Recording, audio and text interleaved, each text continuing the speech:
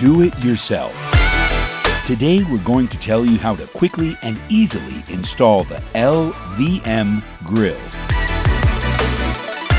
Make sure you have the following tools to successfully install our product: pencil or marker, tape measure, square, utility knife or handsaw, and don't forget all the necessary personal safety equipment such as goggles and gloves. Use the pencil, tape measure, and square for the measurements you need at the installation point. Next, use the utility knife or saw to make the cut you need. Remove the excess material and the installation area will be ready.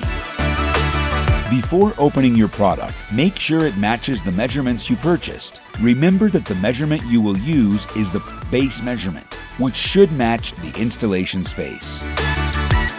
Remove the product from its package and use the fastening screws to install it. Ensure that you tighten the screws using a screwdriver according to the desired product position. If necessary, apply silicone around the product's edge to prevent possible leaks.